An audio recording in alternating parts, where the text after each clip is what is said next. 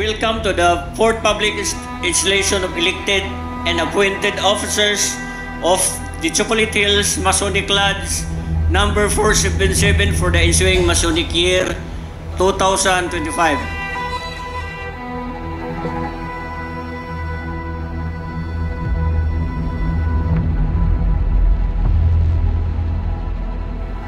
This afternoon, we gather not only to witness an important transition of leadership, but also to celebrate the enduring values that unite us, the brotherly love, relief, and truth.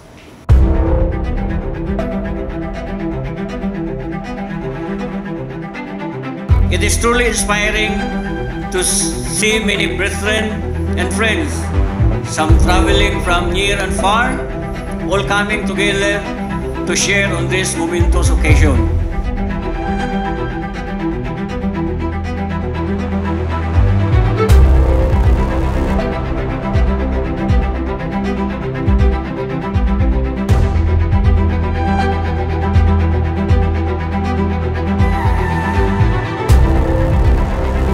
I'd like to take this opportunity to thank the brethren of Chocolate Hills Masonic Lodge, who in one way or another supported me enormously during my Masonic term 2024.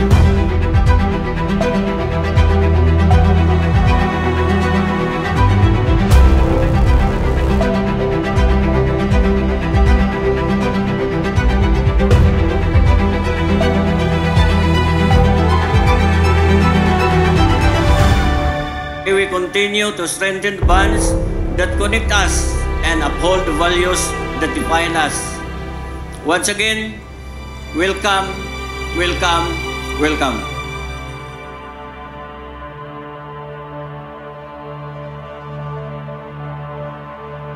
Very worshipful installing officer, I take great pleasure in presenting to you Brother Agapito L. Acibes, who has been elected by this lodge to be its master for the ensuing Masonic year. Please put hands upon the Holy Bible, square and compasses, to take a solemn vow of your office. I do solemnly and sincerely vow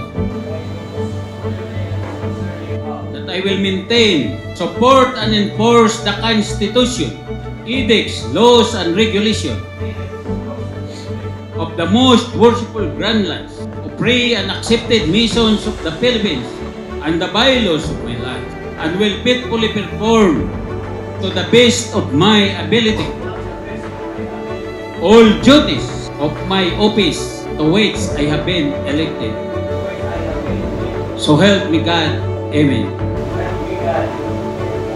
Brethren of Chocolate Hills Masonic Lodge number 477, you now behold before you Brother Agapito L. Acibes, who has been duly elected by this lodge to serve as worshipful master and who is now about to be installed. I am humbled and honored to stand you before today as the fourth installed worshipful master of Chocolate Hills Masonic Lodge 477. From the bottom of my heart, I thank you for the trust and confidence you have placed in me.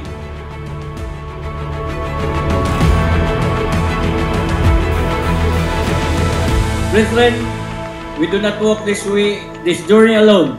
We walk together, united in purpose, bound by duty and strengthened by the principles of our beloved fraternity. The officers installed this afternoon are entrusted with more than just the governance of this lodge. The duties incumbent upon them are fraught with great responsibility, that of inspiring and mobilizing their brethren towards greater service. To lead this lodge is not just a privilege, it is a solemn duty, a calling to serve, and a commitment to uphold the principles that bind us as Freemasons.